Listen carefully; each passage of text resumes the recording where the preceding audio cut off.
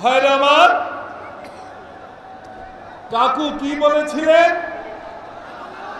কাকু চেনেন তো? কাকু তো দুয়ার টুয়ায় হেতন না, তাই না? কাকু দুয়ার টুয়ায় হেতন না। আর আমরা কি দেখলাম? শেখ হাসিনা, আহারে সে কি দৌড়! বহুবার বলেছিলাম এই মঞ্চে দাঁড়িয়ে, পার্টি অফিসের সামনে, বাংলাদেশের বিভিন্ন মাঠে ময়দানে দাঁড়িয়ে দাঁড়িয়ে আমরা বলেছিলাম, শেখ হাসিনাকে আমাদের কথা শোনেন, কেয়ারটেকার দেন, দেশে নিরপেক্ষ নির্বাচনের ব্যবস্থা করেন। আমাদের নেত্রী বেগম খালেদা জিয়া বারবার বলেছিলেন, আমাদের নেতা জননেতা জনাব তারেক রহমান বারবার বলেছিলেন, আমাদের কথা শুনলেন না।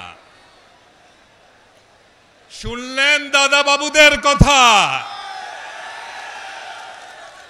আর শুনলেন কাকুর কথা। আমাদের কথা যদি সেদিন শুনতেন, জনগণের এত ক্ষোভ আপনার বিরুদ্ধে হতো না, আর এইভাবে পালিয়ে যেতে হতো না। এখন বলে কি, সীমান্তের ওপারেই আছি,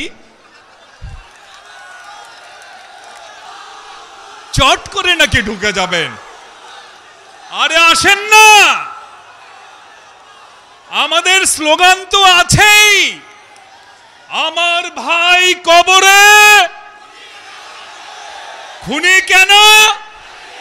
ভিতরে আসুন, ভিতরে আসুন।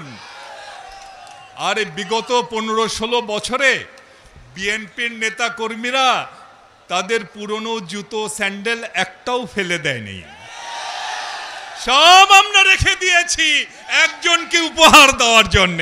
আসেন আসেন ভাইরা আমার, কাকু কি বলেছিলেন? কাকু চেনেন তো? কাকু বলেছিলেন, মুজিবের মেয়ে শেখ হাসিনা পালাতে জানে না, বলেছিলেন না? এখন কাকু কোথায়? কাকু তো দুয়ার টুয়ায় হেতন না, তাই না? কাকু দুয়ার টুয়ায় হেতন না। আমরা কি দেখলাম? শেখ হাসিনা, আহারে সে কি দৌড়! এই দৌড়টা যদি অলিম্পিকে দিতেন তাহলে তো একটা মেডেল আসতো। ভাইরা আমার, দলের সমস্ত নেতা কর্মীদের ফেলে চাচা আপনজান বাঁচা, নিজে বাঁচলে বাপের নাম বলতে বলতে পালিয়ে গেলেন। এখন তো দরবেশ বাবুরা দাড়ি কেটেও রক্ষা পাচ্ছে না। আওয়ামী লীগের নেতা কর্মীদের বলি, যে দলের নেত্রী কর্মীদের ফেলে পালিয়ে যায় সেই দল করেন না ভাই, আর কইরেন না। লজ্জা যদি থাকে